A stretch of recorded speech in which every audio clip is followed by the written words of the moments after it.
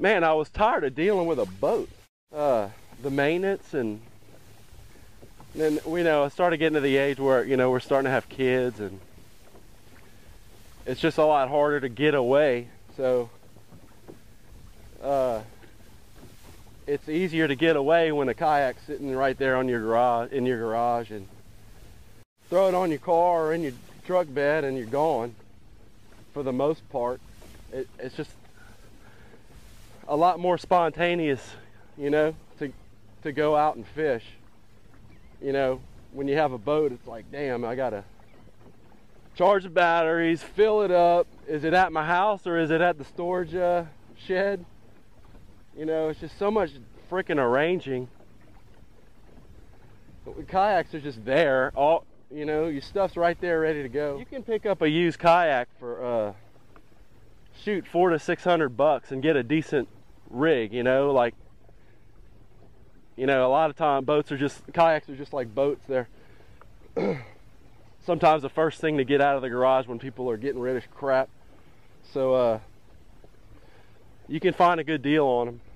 You can get in for a decent kayak for, I would spend $700 or $800 to $1,000 if it were me. Just knowing what I know. I made the mistake of buying the $300 brand new kayak and being real unhappy with it and getting rid of it the next week. You see that point, the last camp on the right?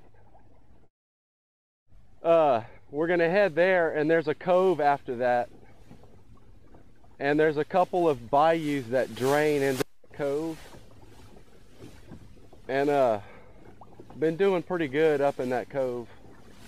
There's a lot of scattered reef. It's a kind of a shallow bank, so you almost always see guys fishing in there, especially in the cooler months. We were here 3 weeks ago for that tournament, and the guy who came in, well, the top 5, there were 2 guys. 2 of them were catching. They caught their biggest trout right where one of these mouths of the bayous that drain into it. So I think a 4.5 and about a 4-pounder were caught. But a lot of redfish have been caught in these same waters. But a lot of the tournaments are slam. Have you heard of that? They're multi-fish, stringer oriented. You have to go out and catch a red, a trout, and a flounder. So, I mean, it's hard enough to be in a kayak. I don't know why we do this to ourselves. I've always had pretty good balance. Now that I'm talking about balance, I'm probably going to fall in. But, nice little fish there. Caught that just a little, about 150, 200 yards off the bank. And we almost lost it. Come here. He's feisty. Alright. Caught him on plastic. Bouncing the bottom. Like I said, about 200 yards off the bank. We were in a little close. Decided to back off. Saw some bait working and chased them. So we're going to fish this area a little harder and see if we can't pick up a few more. Not as big as I thought. Foul hooked.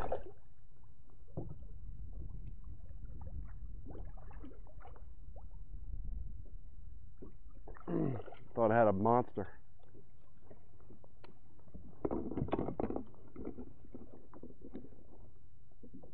Right in the gut. He must have been swimming on right up in the rock.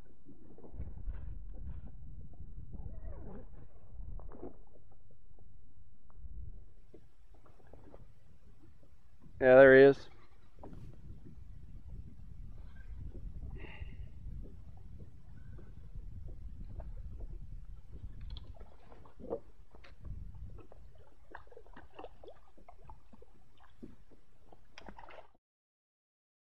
So we came off the bank and found some trout. I guess a couple hundred yards off the bank. Found some reef and some trout, and then that shut down, so we came in a little bit and caught this redfish. Got a beat up tail there. So hopefully we can stick it out in this area and catch some more fish. We got out there right at the crack of dawn and got a few fish before the winds picked up, mostly trout.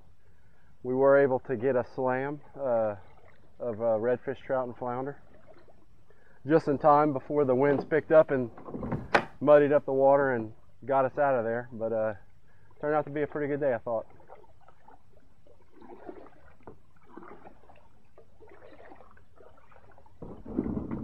Chris and I paddled out to the east bank of Big Lake and started out pretty close to the bank. Didn't catch any fish. Chris had ventured out a little further out, a couple hundred yards maybe off the bank, and caught his first trout on the TTF hackberry hustler. Actually, I think he missed one first and then caught one. So I followed him and changed to the Norton sand eel, same color, glow chartreuse tail. And I proceeded to catch a couple, and I don't know how many total we caught in that same spot, but that spot was holding fish for some reason. I think we found some reef right there. Okay, this is our grand slam, our one flounder, our one redfish, still alive, and our one trout.